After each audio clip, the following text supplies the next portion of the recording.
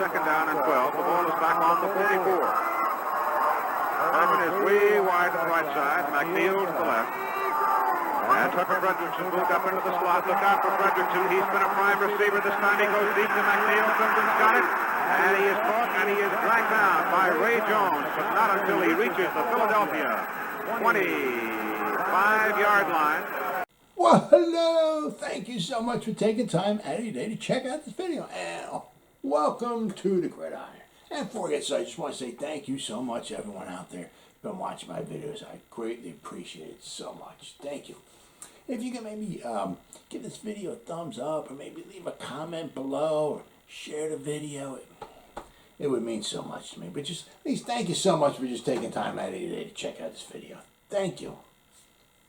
Now it's not like I just noted some of the injuries and all and whatnot, and like an injury report and everything. So it's not like nothing's like written in stone or anything for the game Sunday, which is Eli Manning game day too. So let's not forget that. But I just wanted to go over some of the injuries that I saw and just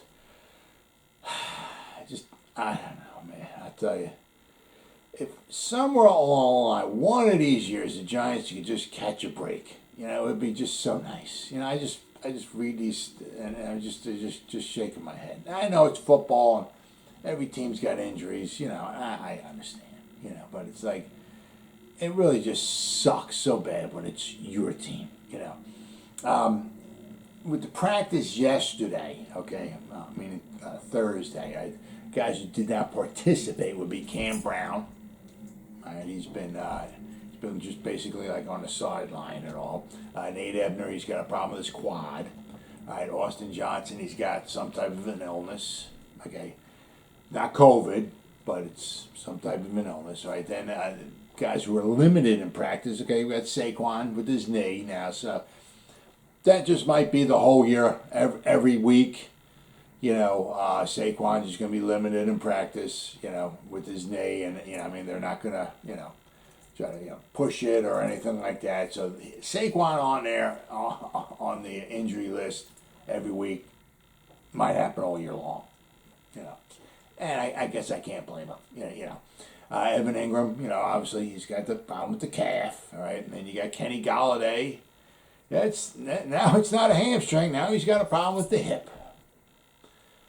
Unbelievable. Absolutely unbelievable. Logan Ryan's got a problem with his hamstring. Now, what I was seeing with that was it's not too bad, but I mean, it's a hamstring.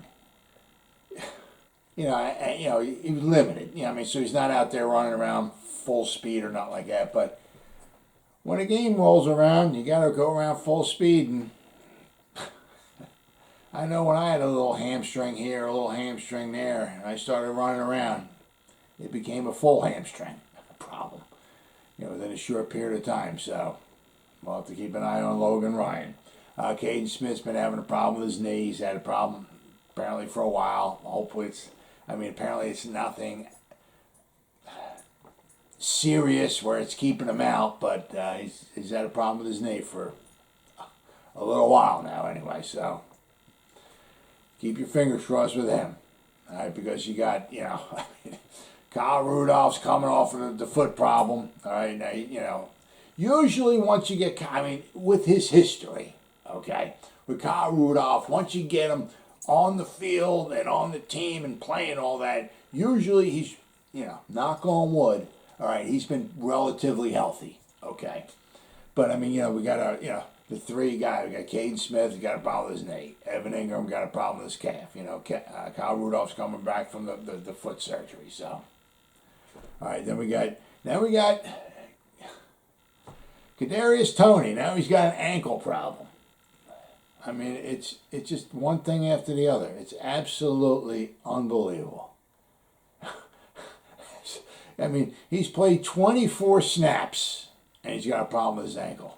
I mean, it's unbelievable. I mean, problems with the cleats and just it's unbelievable. I mean, I remember when I was playing in high school. Don't get me wrong, I sucked. Okay, don't get me wrong. I'm not trying to pound my chest.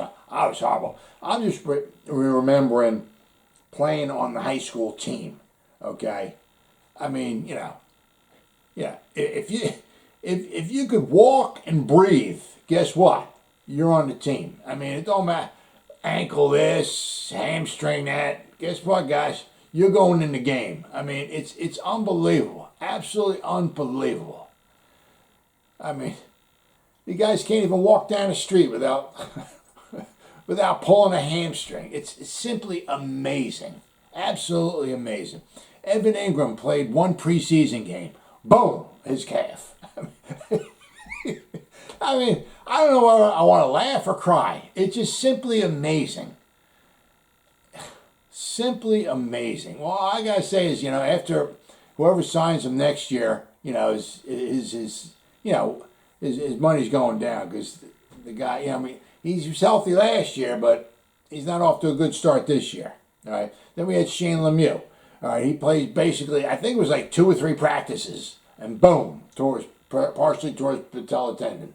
2 or 3 practices, non-contact or nothing. Boom, season's over with. Nick Gates played. I'm not. These guys are warrior. I know not Evan Ingram, Shane Lemieux, Nick. These guys are warriors. You know what I mean? So I'm not making fun of them. But I mean, Nick Gates played like basically 4.5 quarters of the regular season. Boom, gone for the rest of the season. Kenny Golladay, the whole preseason, hamstring. Now his hamstring is okay. Now kind of he's got like a little problem with his hip now. So he's on the injury list. Doesn't mean, he won't be playing Sunday. Doesn't mean it's a little sore and it won't get better. But now all of a sudden he's got a hip problem here. Now, last year, he played 110 snaps so far this year. And now he's got a problem with his hip. Last year he played in 5 games. It was only kind of like, basically it was like 4.5 games because on November 1st they were playing against the Colts. Just before halftime he came out. Okay, he had the problem with his hip flexor. He had a hip flexor strain, and basically that kept him out for the rest of the season. So he played the first 2 games of the season, all right, he missed because of a hamstring. Kind of sound familiar what's going on this year, right? Then he played 4.5 games with the Lions, and he came out with a hip flexor strain. Basically this year with him, the whole preseason, hamstring, right? Now he played 2 games, a little over 100 snaps, and now he's got a problem with his hip. Now the question is it the same hip? Is it a different hip? There was a hip flexor strain last year. Is it a hip flexor strain this year? Unbelievable. Absolutely unbelievable. I said, now the official report hasn't come out where the guys are, like questionable, doubtful, or they're out for the game and all that stuff and everything. So today you got today and you got Saturday. Any of these guys on the list are going to be like, babied out there in practice. As far as with Logan Ryan with the hamstring or the hip, or Saquon with his knee, or Evan Ingram with the calf, or Caden Smith with his knee, or Kadarius Toney with his ankle after 24 snaps. These guys are going to be babied out there. So so it's nothing's going to get worse while they're practicing, but we're just going to have to keep an eye on it. And it's kind of like they always say no coach is ever going to come out and say, yeah, we were 6-11 last year. Okay, with the new 17-game schedule.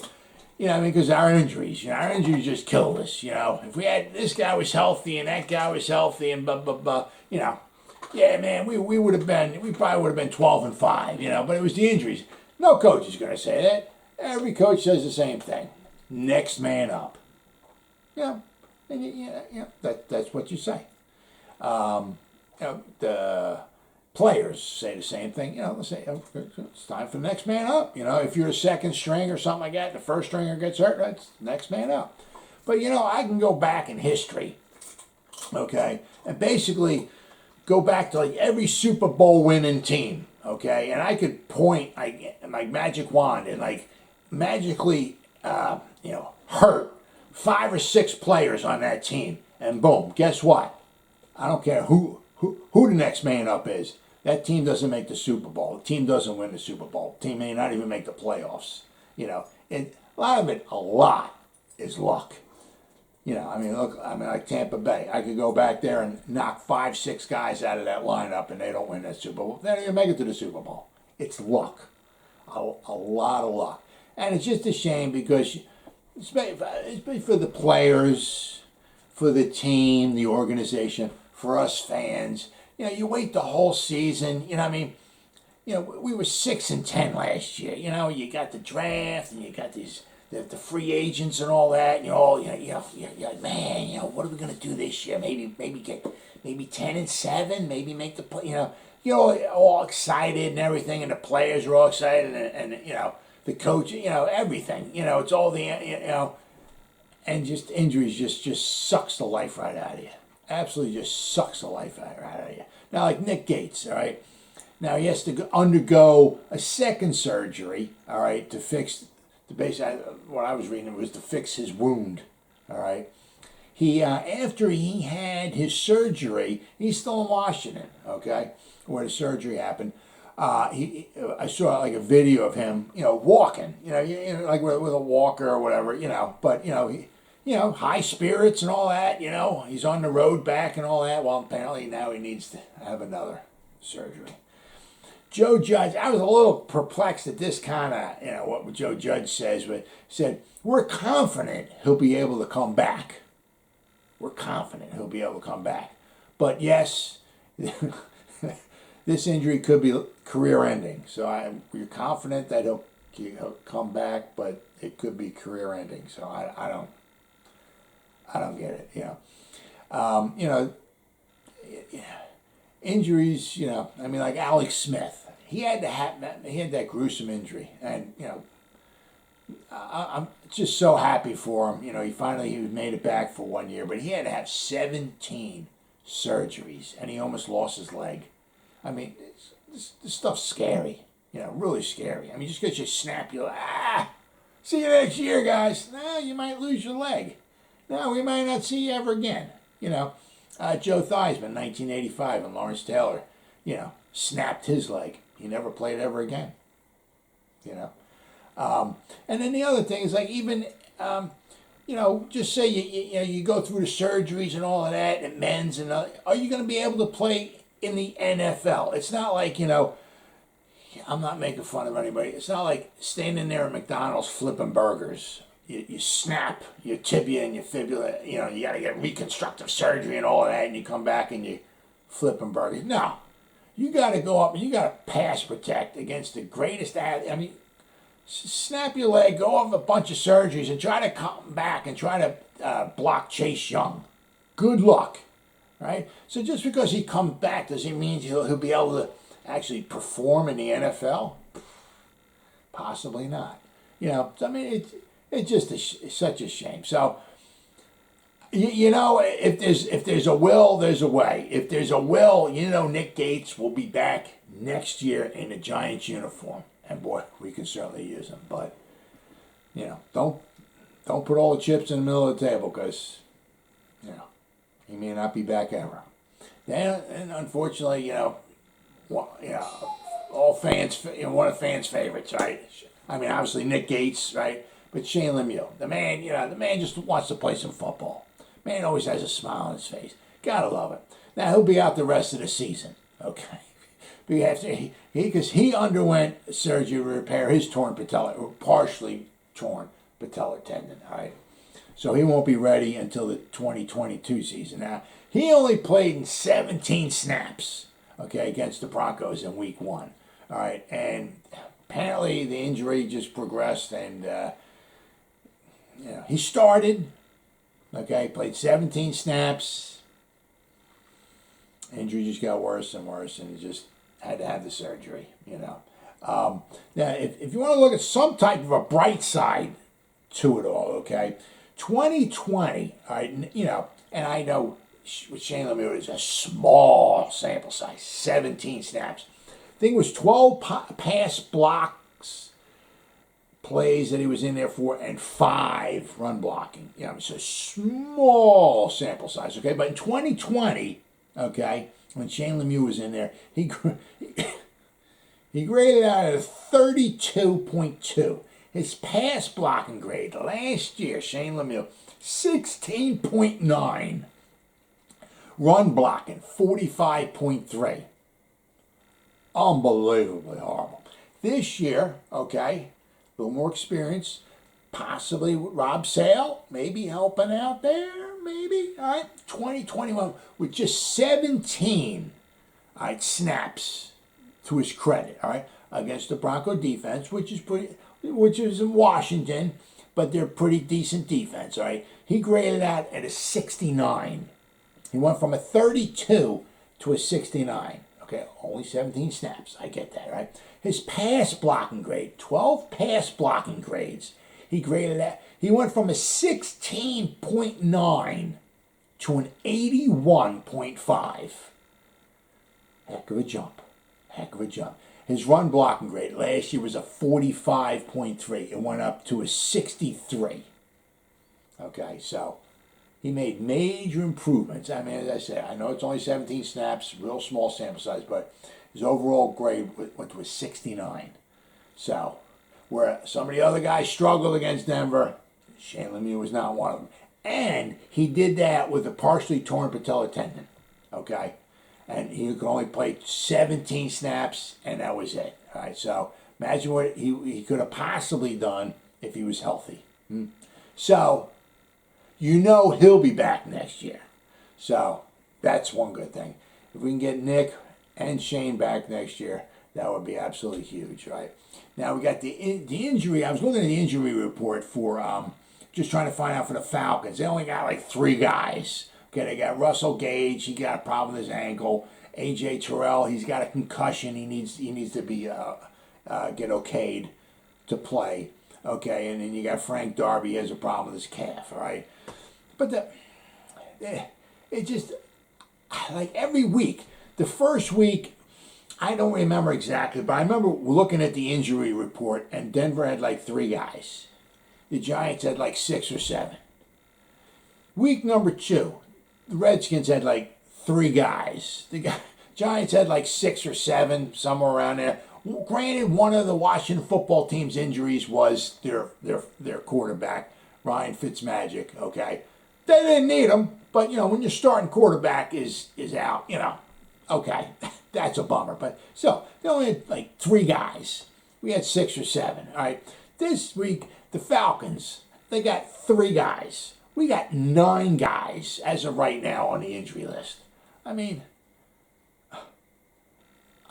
unbelievable. Absolutely unbelievable. And we played 2 games so far. All right, we've lost 2 offensive linemen for this season. Nothing can derail a season faster than injuries. Well, as always, guys, thank you so much for taking time out of your day to check out this video. You guys stay safe out there and go Giants.